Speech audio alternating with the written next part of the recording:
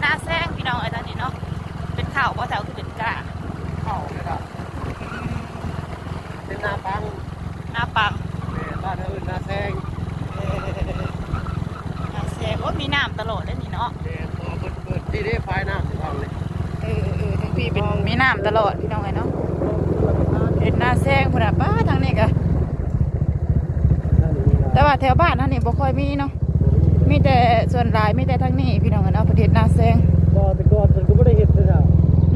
แต่ก่อนเพิ่นก็ไม่ได้เห็นลายแบบนี้แต่มาปีต่อมานี่เห็นลาย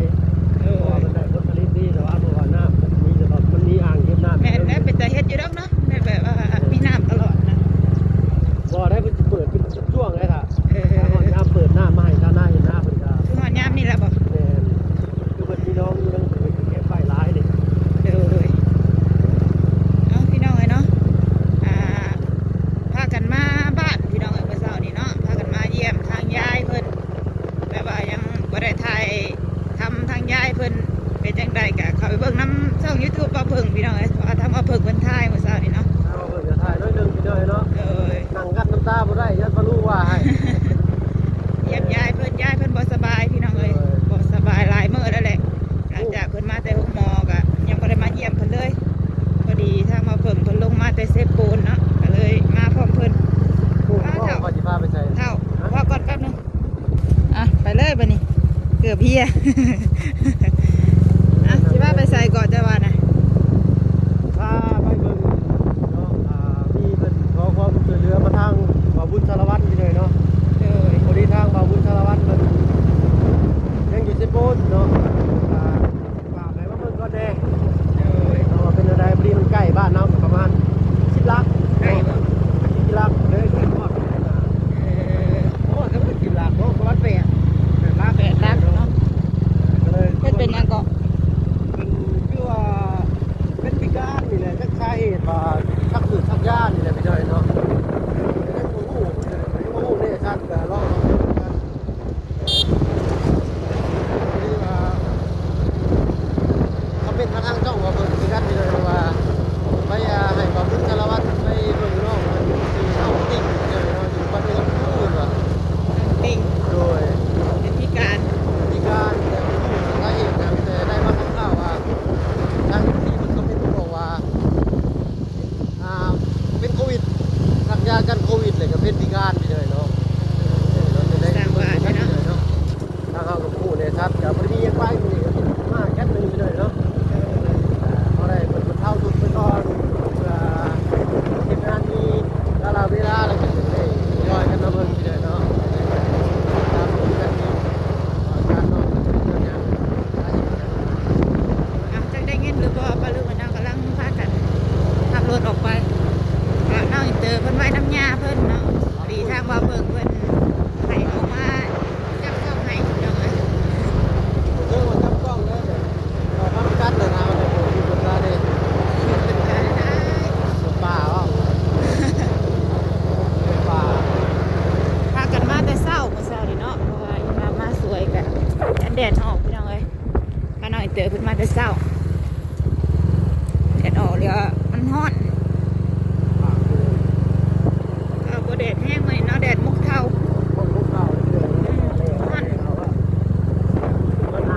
น้ำป้าเด้อดับปักปุกหญ้าคักอยู่รอบนี้เนาะ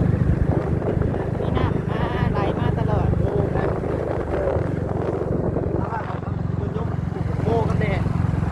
บ้านพูดคือกันแหละปลูกหมูมักสลี่ช่วงนี้ก็ได้มีแต่เสียงลมมาจากไหนเนาะ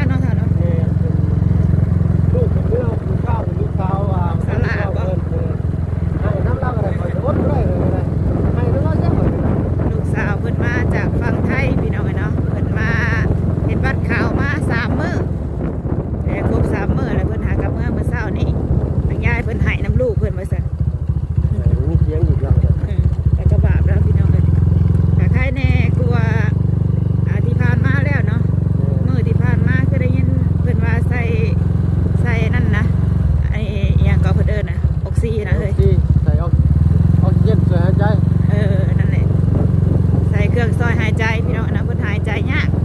แต่ว่าเดี๋ยวนี้เพิ่นหายใจสะดวกแล้วใครแน่แล้วฟังเบิ่งไปเรื่อยๆเนาะ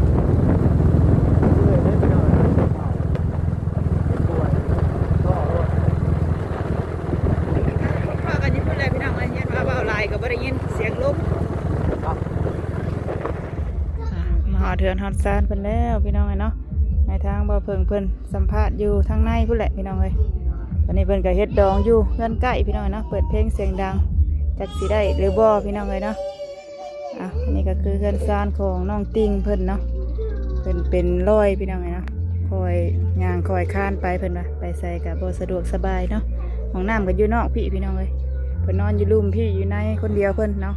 ส่วนอยู่เทิงพุ่นน้องชายบอกกับพ่อเนาะอยู่กัน3คนเพิ่นว่าพี่น้องเอ้ย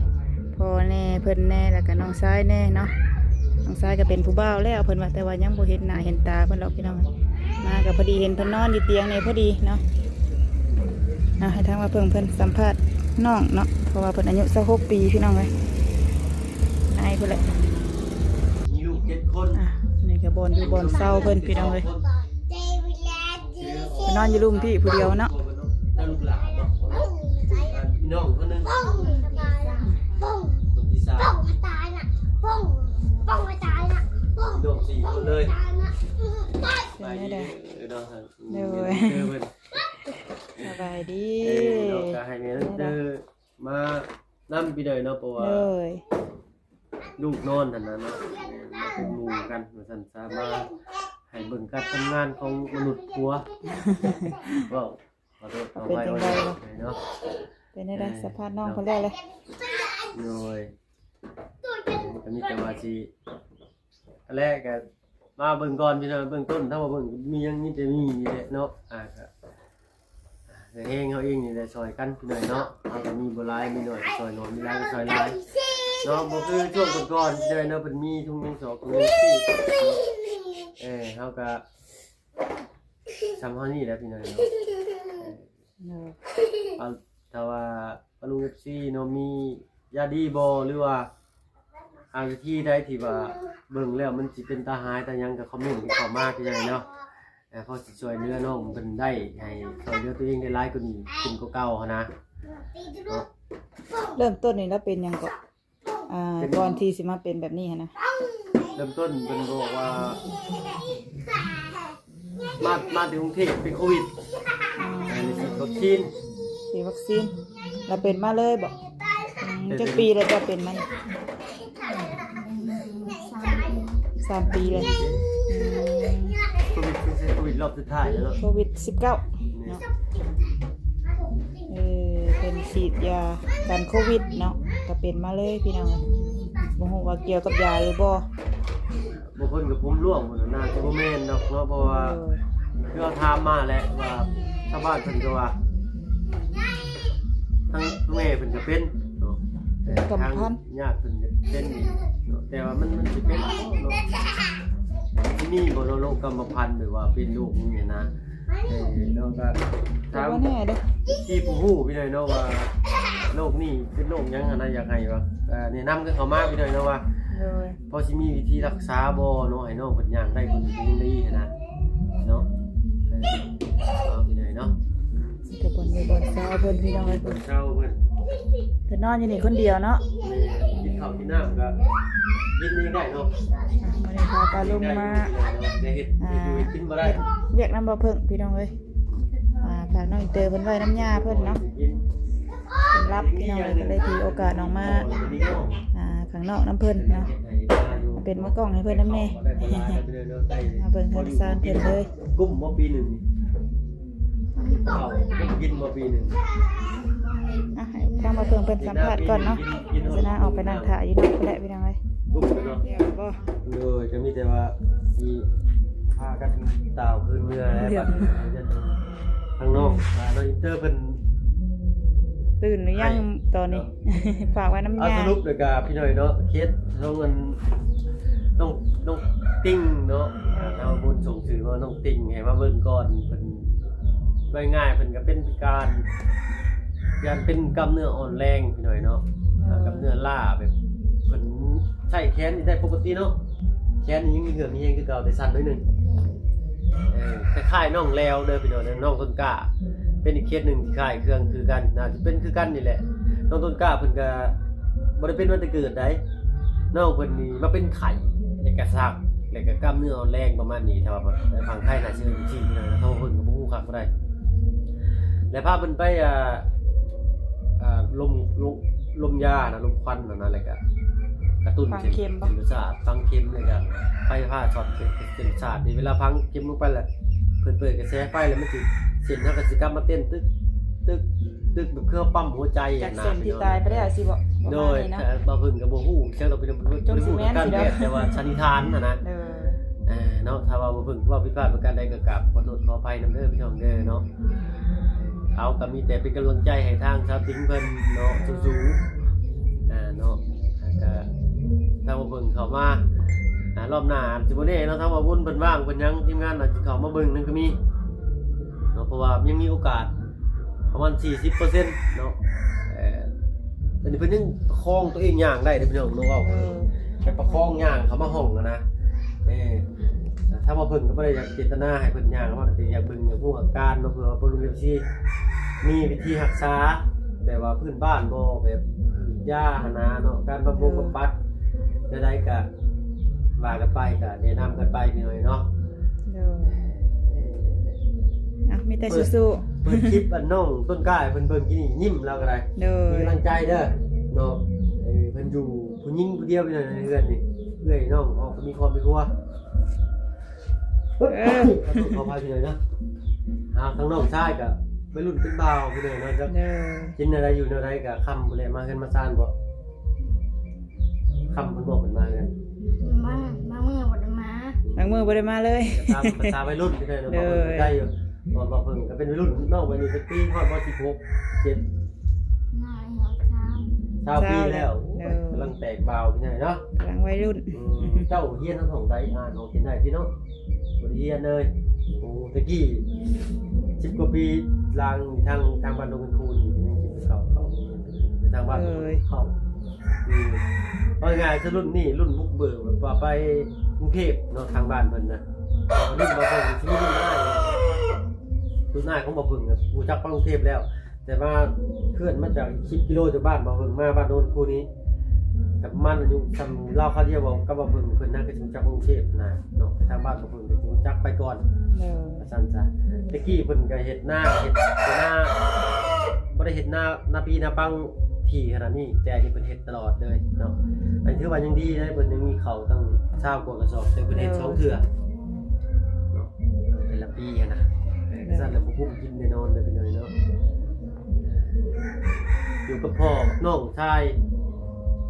ก็สิแหละค่ำมืดเห็นบางมื้อก็บ่เห็นข้าวหน้ามันก็มีแต่ทั้งพ่อเพิ่นว่าจู่ๆเนาะน้องปิงเนาะเห็นคลิปแล้วเป็นจังได๋ดีใจเนาะมีความหวังนะว่าแล้วกันเนาะ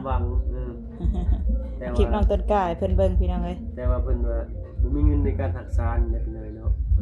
หลักๆเลยก็ได้เดี๋ยวก็มีแต่ผู้ใหญ่เพิ่นเห็นก็อยากซอยก็มีเนาะหลายช่องทางมาถ่ายพุ่นแหละเพิ่นว่างพุ่นแหละตอนนี้เพิ่นยังอยู่เซปูนอยู่ทีมงานเพิ่นก็ได้อ้าวมีแต่ว่าสู้ๆเนาะทางเฮาก็ขอตัวลาก่อนมามื้อนี้ก็บ่ได้มีหยังกินเลยมีแต่ขนมมุกชาวบ้านเพิ่นย่างผ่านมาขายเห็นเพิ่นน้องกินข้าวเลยบ่มื้อนี้กินจักเทื่อแล้วข้าวกับหยังเป็นบ่ายสิแดงเลยเนาะเพิ่นน่าจะกินข้าวทีเดียวพอบ่ได้หาไว้ให้ก็บ่ได้กินในเนาะข้าวก็บ่ได้เลยเนาะแต่ข้าวน้ำไว้สัมภาระจะตัวเจ้าของนั่นเนาะเอาการขับถ่ายยังเพิ่นไว้เองเพิ่นบ่ยังเช้ามานะมีเงี้ยนยังอยู่เสื้อผ้าก็มีแต่เสื้อ2ส่ง2เสื้อ3ส่ง2โตนี่บ่จักกัน